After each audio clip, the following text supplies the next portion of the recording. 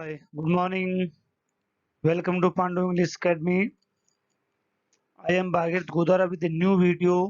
आज से हम आज से हम इंग्लिश ग्रामर में सेंटेंसेस पढ़ना सीखेंगे। सेंटेंसेस क्या होते हैं, उनको कैसे डिस्क्राइब करते हैं, सेंटेंस की डेफिनेशन क्या होती है, कितने प्रकार के होते हैं, ये पढ़ना शुरू करेंगे। सेंटेंसेस आज का पार्ट रहेगा। आगे बढ़ने से पहले मेरे वीडियो को लाइक करें, सब्सक्राइब करें, वीडियो को पूरा देखें। इसके अलावा मेरे चैनल पर इंग्लिश ग्रामर के सभी टॉपिक्स के नोट्स और वीडियो अवेलेबल हैं।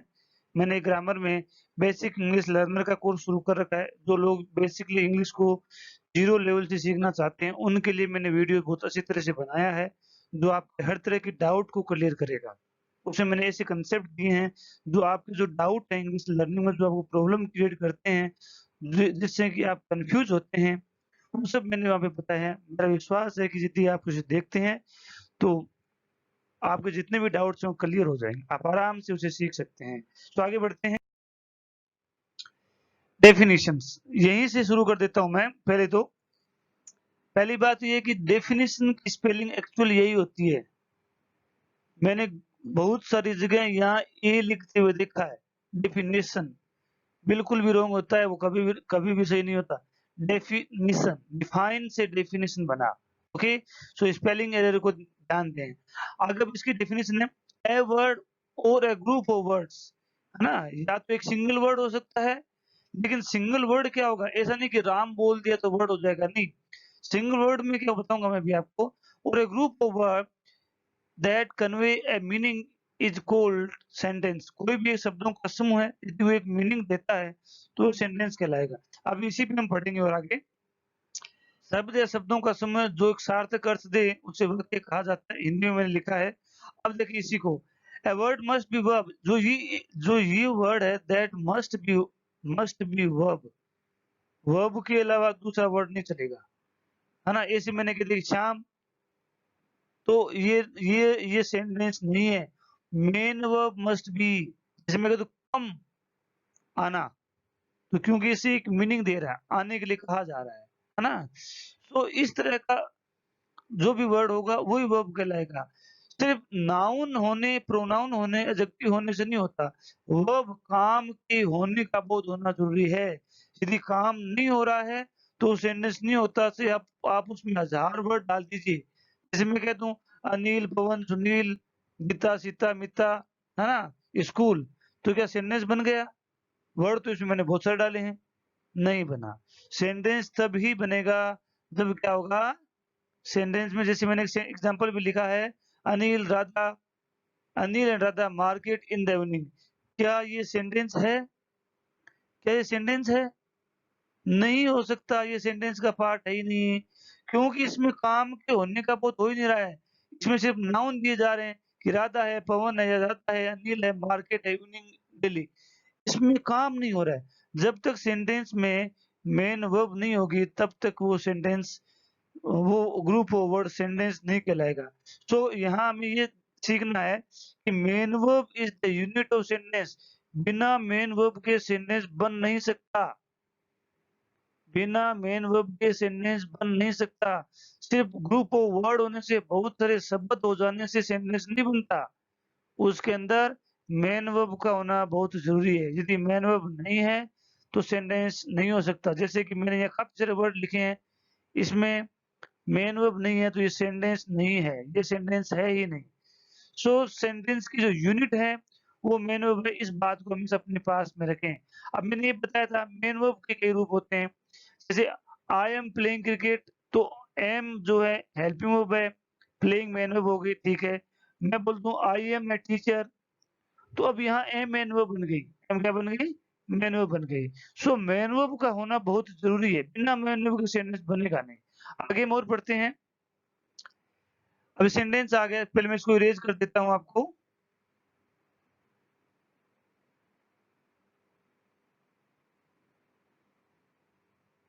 यस, अब एक सेंटेंस है, अनिल गोज टू मार्केट। इस डेफिनेशन के अनुसार या तो एक वर्ड होना चाहिए, एक वर्ड जो है ना वो मेन वर्ब होना जरूरी है। एक वर्ड जो होगा वो मेन वर्ब होगा। इसमें कह तो कम, स्टॉप, तो वन वर्ड से भी सेंटेंस बन रहा है, लेकिन वो वन वर्ड मेन वर्ब भी होना चाहिए, दूसरा नहीं होना चाहिए।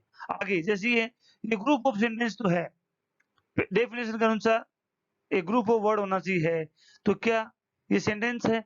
सेंटेंस तभी बनेगा जब उसमें मेन वर्ब होगी। सिर्फ शब्दों के समूह के होने मात्र से मेन वर्ब सेंटेंस नहीं होता।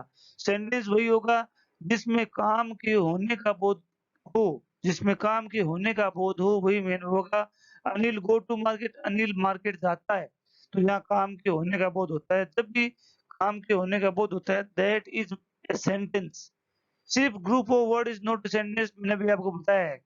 ये बात इंपॉर्टेंट है सेंटेंस के रिगार्ड में। आगे कम हियर मेन वर्ब है, देखो दो वर्ड से भी सेंटेंस बन रहा है। यहाँ आओ, क्योंकि यहाँ कम क्या है, मेन वर्ब है।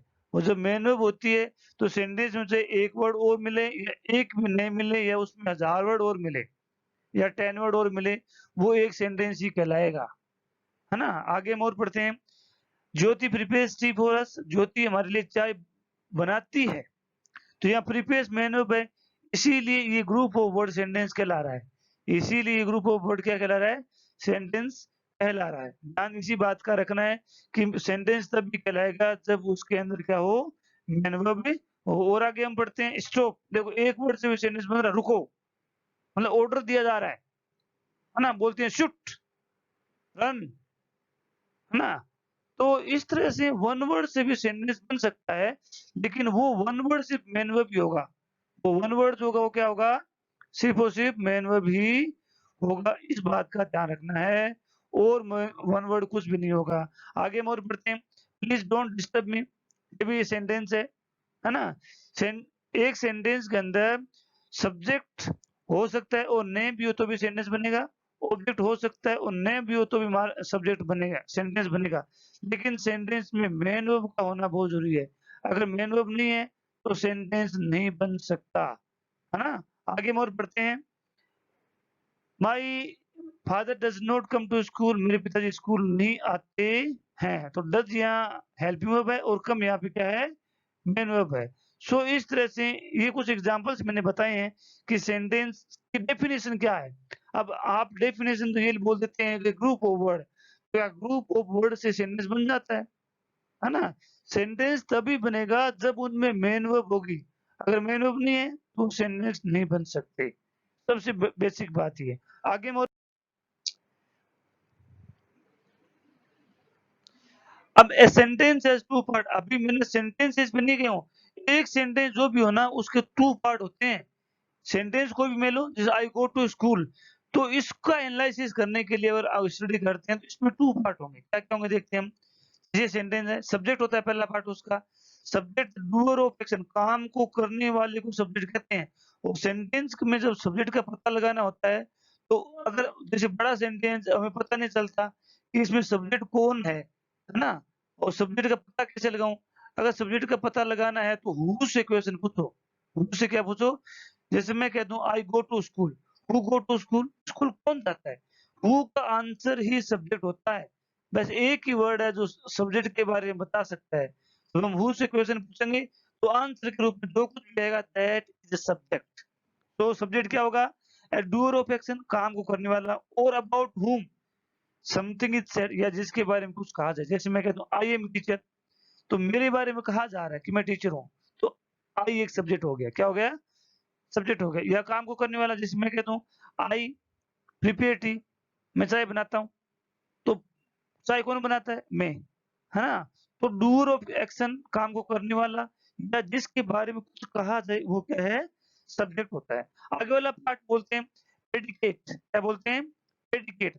सब्जेक्ट के अलावा सेंटेंस में जो कुछ भी होगा वो प्रेडिकेट होगा। पहले प्रेडिकेट को हम आगे वाले स्लाइड में पढ़ेंगे, अभी हम सिर्फ सब्जेक्ट पढ़ रहे हैं। टू टाइप्स बताए मैंने आपको, जैसे Rajan is my friend.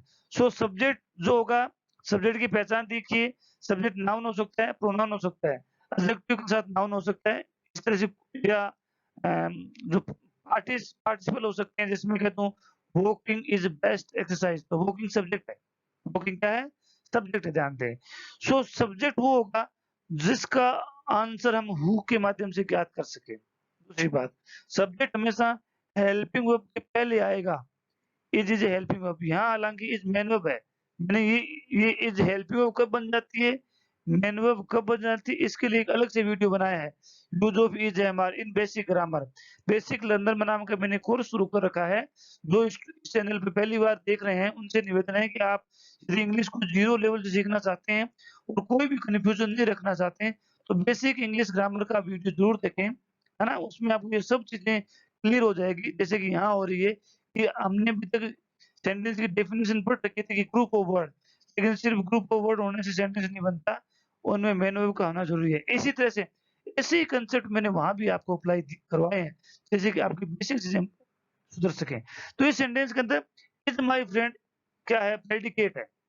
Subject के अलावा सेंटेंस में जो कुछ भी है वो क्या है? प्रेडिकेट है। तो राजन इज ए सब्जेक्ट। आगे हम और पढ़ते हैं।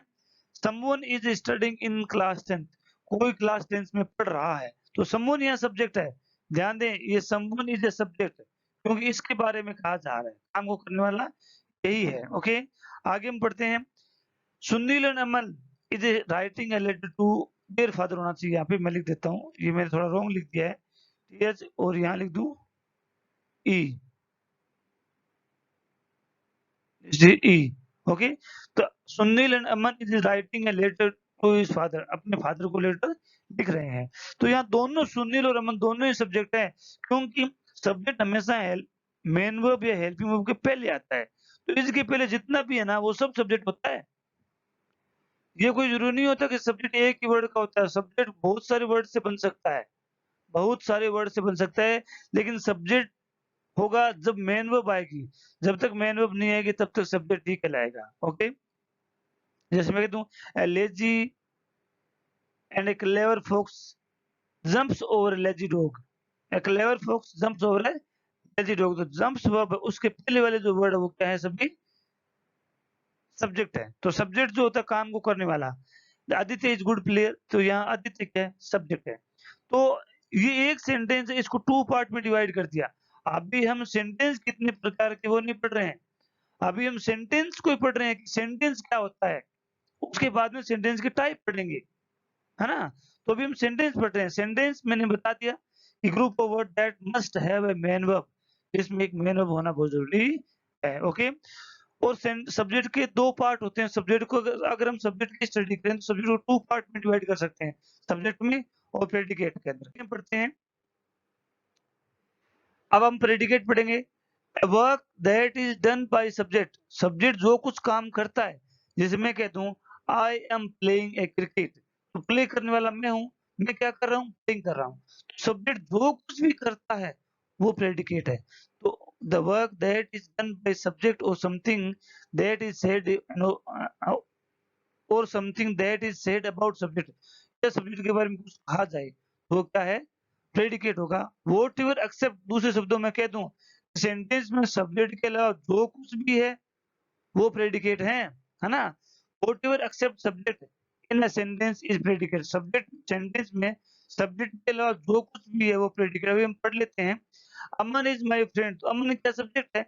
सब्जेक्ट के अलावा जो कुछ भी सेंटेंस में है वो प्रेडिकेट है, वो क्या है? प्रेडिकेट है। और हम पढ़ते हैं, Raja and Kamal, Raja and Kamal are playing football, इस सेंटेंस को मुझे कमेंट में लिख के बताइए कि प्रेडिकेट क्या है और सब्जेक्ट क्या है। अभी मैं वेट कर रहा हूँ, वीडियो को पॉज कर ले, यहीं पर वीडियो को पॉज करें पहले, है ना? यस, उसके बाद कमेंट देने शुरू करें, स्टार्ट राइटिंग। अभी मैं चेक कर रहा हूँ।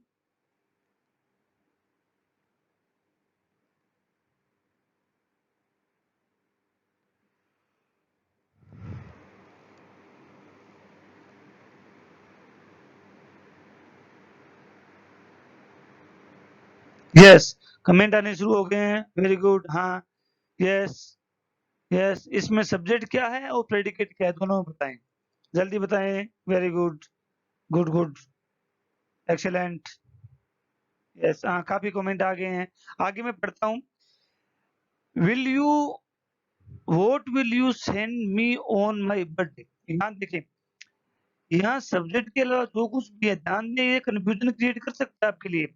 अब मैंने ये समझाया, तो हम क्या कर लेते हैं कई बार कि मेन वर्ब से पहले हेल्पिंग वर्ब से जो पहले आता है वो सब्जेक्ट है, तो यहाँ हेल्पिंग वर्ब से पहले वोट आ रहा है, तो ये सब्जेक्ट नहीं है, सब्जेक्ट वो होता है जो काम को करता है, तो यहाँ काम कौन कर रहा है? यू है, तो यू सब्जेक्ट है। तो यू के अलावा जितने भी पार्ट है वो क्या है? ऑब्जेक्ट, ये प्रेडिकेट कहलाएंगे। तो इसमें वोट विल भी आएगा और send me on my birthday भी प्रेडिकेट के अंदर ही आएगा। आगे और पढ़ते हैं हम। Some boys are making noise, तो यहाँ सम बॉयज के ऑब्जेक्ट है। इस चीज को समझें, what will you send me on my birthday, इससे आपको आइडिया क्लियर होगा। जैसे student has one the match, इसको हालांकि हम इंडियंस वोन बोलते हैं, लेकिन इंग्लिश डिक्शनरी में इसको वन बोला जाता है, वन। ओके, तो student has one the match, तो स्टूडेंट यहाँ पे सब्जेक्ट है और has one the match predicate है। आगे हम और पढ़ते हैं। आर यू हैप्पी, तो यहाँ यू सब्जेक्ट है और आर और हैप्पी क्या है? प्रेडिकेट है। सो आई थिंक आपको ये प्रेडिकेट समझ में आया होगा। प्रेडिकेट होता है सब्जेक्ट के अलावा सेंटेंस में जो कुछ भी लिखा है वो प्रेडिकेट है। आगे, there are 5 kinds of sentence. अब हम सेंटेंस पे आए हैं। अभी तक हमने सेंटेंस की डेफिनेशन पढ़ी थी, आज हम इसके काइंड्स के बारे में और पढ़ेंगे। तो there are 5 kind of subject, कौन कौन से देखते हैं। स्टेटमेंट सेंटेंस, अब स्टेटमेंट सेंटेंस के बहुत सारे नाम है। इसको डिक्लेरेटिव भी कहते हैं, इसको अफर्मेटिव भी कहते हैं, इसको असर्टिव भी कहते हैं, और बहुत सारे नाम है। उन सब के बारे में हम अध्ययन अगले वाले वीडियो में करेंगे, क्योंकि आज मैं आपको सिर्फ सेंटेंस के टाइप ही बताऊंगा, है ना। तो आगे वाले वीडियो के अंदर मैं आपको पर्टिकुलर एक सेंटेंस, जैसे स्टेटमेंट सेंटेंस का ही एक वीडियो बनेगा, दूसरे सेंटेंस उसमें नहीं आएंगे। तो वही 5 टाइप होंगे, इसलिए इसके 5 वीडियोस बनेंगे, है ना। तो वन टाइप जो आएगा उसके अंदर भी स्टडी करेंगे सेंटेंस, स्टेटमेंट सेंटेंस क्या होता है। मैं अभी बता रहा हूँ आपको कि कोई भी कथन जो है, आपका कथन नेगेटिव हो सकता है, आपका कथन पॉजिटिव हो सकता है। तो कोई भी स्टेटमेंट जो है वो क्या है? अफर्मेटिव सेंटेंस या कथनात्मक वाक्य होता है, जैसे स्माइलीज के माध्यम से मैंने बताया है। इंटरोगेटिव सेंटेंस जिसमें प्रश्न पूछे जाएं, वो क्या है? Interrogative sentence. क्वेश्चन अगर पूछे जा रहे हैं तो इंटरोगेटिव ही है। क्वेश्चन भी 2 तरह के होते हैं, ये भी हम आगे वाले वीडियो में पढ़ेंगे। एक और सेंटेंस का टाइप है इंपेरेटिव सेंटेंस, आदेशात्मक, come here, go there, run fast, है ना। Clean your bus, clean your room, brush your teeth, go to the plants, don't pluck the flower, है ना। तो इस तरह के जितने भी कमांड है, रिक्वेस्ट है, सजेशन है, एडवाइस है, फॉरबिडन है, ये सब तरह के टाइप के सेंटेंस जो होते हैं वो इंपेरेटिव के अंदर आते हैं। इंपेरेटिव सेंटेंस की पहचान क्या है? इन सब की मैं आपको पहचान बताऊंगा कि इस तरह के सेंटेंस में ये पहचान होगी। यदि आप थोड़ा बहुत भी कन्फ्यूजन भी हो, आपको रहता है, तो आप उस वर्ड या पहचान को देख करके सेंटेंस का टाइप बता सकते हो। आगे देखें, ऑब्जेक्टिव सेंटेंस इनका सूचक वाक्य है, जैसे God bless you, may you live long, आपको भगवान लंबी उम्र दे, या डॉग में बाइट यू, कुत्ता आपको काट जाए। या तो हम विश करते हैं, या हम प्रार्थना करते हैं, या हम बददुआ भी देते हैं। तो ये तीनों चारों तरह के हैं, ये ऑपरेटिव सेंटेंस कहलाते हैं। ओके, इसके अलावा एक टाइप और बच गया है, एक्सक्लेमेटरी सेंटेंस। कोई भी सडन फीलिंग, अचानक सांप आ गया आपके सामने, आपने कहा दिस इज एक्सक्लेमेशन, ये क्या है? विस्मय बोधक है, सडन फीलिंग। ये सडन फीलिंग क्या होती है, हम इसके टाइप में पढ़ेंगे जब इसका वीडियो आएगा। अभी सिर्फ इसका इंट्रोडक्शन दिया जा रहा है। तो these are the some sentences I have explained here. और मैंने सेंटेंस क्या होता है, उसमें कौन कौन से पार्ट होते हैं, उसके कितने टाइप होते हैं, ये आज की वीडियो में पढ़ाया है। आज की वीडियो सिर्फ इतना ही रहेगा। Thanks for watching, have a nice day.